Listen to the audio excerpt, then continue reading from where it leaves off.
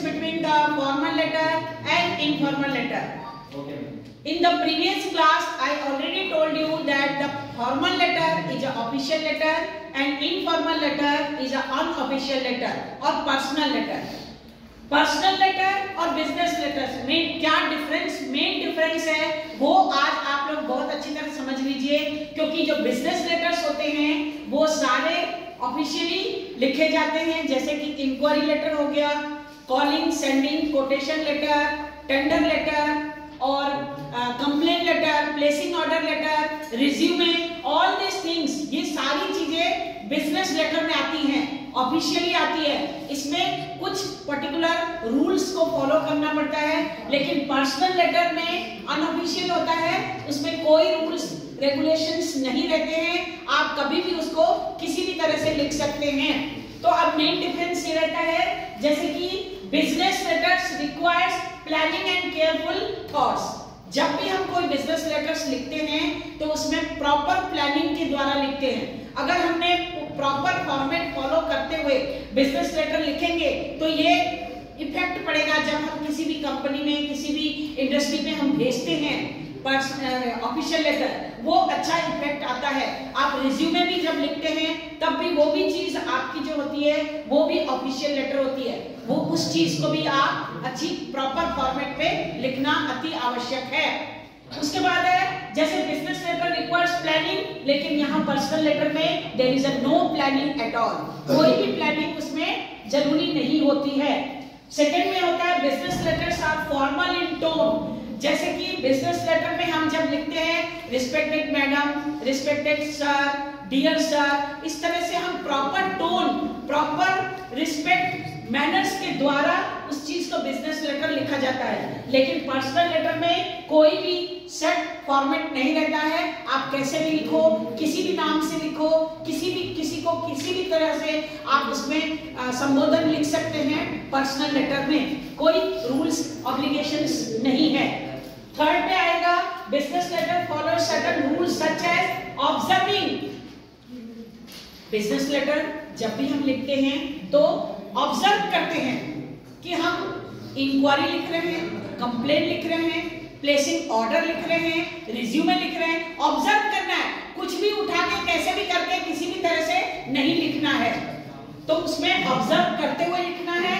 Courtesy लिखना है, courtesy के द्वारा प्रॉपर कर्टसी यानी कि respected sir, proper sir, thanking you and your sincerely, ये सारी चीजें जब हम लिखते हैं तो इसमें हम पर्सनल में नहीं लिखते, लेकिन हम बिजनेस लेटर में लिखते हैं। तो कर्टसी को फॉलो करना है, ऑब्जर्विंग करना है और साथ में यू एटीट्यूड। अब आप बोलेंगे you, what is the you attitude?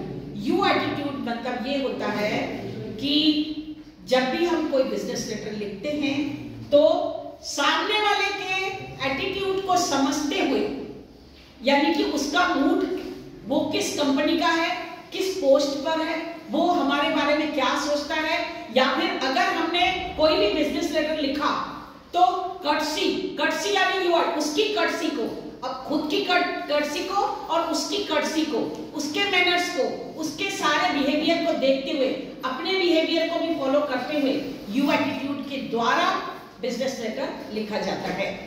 उसके बाद है करेक्ट लैंग्वेज। आपको कोई भी लैंग्वेज आ रही है, आप करेक्ट लैंग्वेज फॉलो करिए, चाहे वो हिंदी में लिखिए, चाहे वो इंग्लिश में लिखिए, आपको करेक्ट होना चाहिए। उसमें स्पेलिंग प्रॉपर अच्छी तरह से लिखना है, ग्रामेटिकल मिस्टेक नहीं होनी चाहिए, सेंटेंस फॉर्मेशन बहुत अच्छी तरह से होना चाहिए, आपको गुड स्टेशनरी यूज करना है। अगर ऑफिशियल लेटर लिख रहे हैं तो हैंड रिटन से काम नहीं चलेगा, टाइप किया हुआ होना चाहिए। आपका रिज्यूमे अगर कहीं आप जमा कर रहे हो तो प्रॉपर तरीके से करियर ऑब्जेक्टिव, एड्रेस, नेम और एक्सपीरियंस, आपकी एजुकेशनल क्वालिफिकेशन, सारी चीजें प्रॉपर सिस्टमेटिक वे में करेक्ट लैंग्वेज के द्वारा ऑफिशियल लेटर लिखा जाता है। लेकिन पर्सनल लेटर्स में कोई भी चीज का कोई ऑब्लिगेशन नहीं है, कोई किसी भी लैंग्वेज में लिखो, आप हिंदी में लिखो, इंग्लिश में, उसमें कोई रूल्स नहीं है, क्योंकि आप पर्सनल टच, पर्सनल इमोशंस को या पर्सनल रिलेशनशिप को ही, फीलिंग्स को ही बढ़ाने के लिए आप अपना पर्सनल लेटर लिखते हैं, इसमें कोई रूल नहीं रहता। अब जैसे फोर्थ वाला ये सेंटेंस है कि the aim of a business letter का एम क्या है, उसका पर्पस क्या है, उसका गोल क्या है। तो aim of business letter is to further business relationship. कोई भी बिजनेस रिलेशनशिप को बढ़ाने के लिए ही हम बिजनेस लेटर लिखते हैं। बिजनेस लेटर कोई भी रिलेशन, अगर हम कुछ अच्छा किसी से कोई रिलेशन बढ़ाना चाहते हैं तो लेटर के द्वारा उसको इन्फॉर्म करेंगे, अच्छी प्रॉपर कर्टसी करेंगे तो हमारा बिजनेस ग्रो करेगा। तो business aim of business letter is to further business relationship. जब हम किसी के साथ बिजनेस लेटर भेजते हैं, किसी के साथ रिलेशनशिप बनाने के लिए, उसको ग्रो करने के लिए, बिजनेस रिलेशन को ग्रो करने के लिए हम मेन बिजनेस लेटर लिखते हैं। कोई भी बिजनेस को ग्रो करना है, अपनी सारी कर्टसी, ऑब्जर्विंग और सारी चीजों को प्रॉपर लैंग्वेज को बनाए रखना है, तभी हमारा बिजनेस ग्रो करेगा। तो aim of business letter is to further business relationship को बढ़ाना है और अपने बिजनेस को स्ट्रेंथ देना है और सारी बिजनेस की एक्टिविटीज को ग्रो करना है। This is the main aim of to write a business letter for any of your company or any of your industry. अगर आप अच्छा रिज्यूम बनाएंगे, this is also business letter, तो अच्छा रिज्यूम दूसरे के ऊपर अच्छा इफेक्ट आएगा कि नहीं आएगा। तो इस चक्कर में आप लोगों को गुड रिज्यूम, अपना जो भी सारी चीजें रिज्यूम बनाते समय ध्यान रखना है। ठीक उसी तरह बिजनेस लेटर लिखते समय भी प्रॉपर सारी चीजों को ऑब्जर्व करते हुए लिखना है।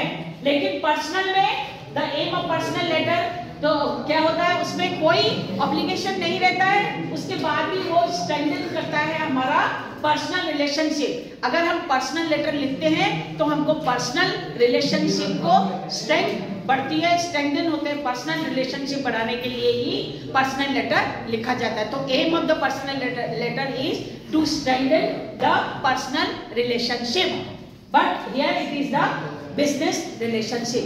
So I think this is the main all 4 points of your difference between your formal business letter, informal personal letter. I think you understand all these things. Yes, thank you for watching. If you are not subscribed my channel till now, अगर अभी तक आप लोगों ने मेरे channel को subscribe नहीं किया है तो प्लीज सब्सक्राइब कीजिए, लाइक कीजिए। Thank you for watching.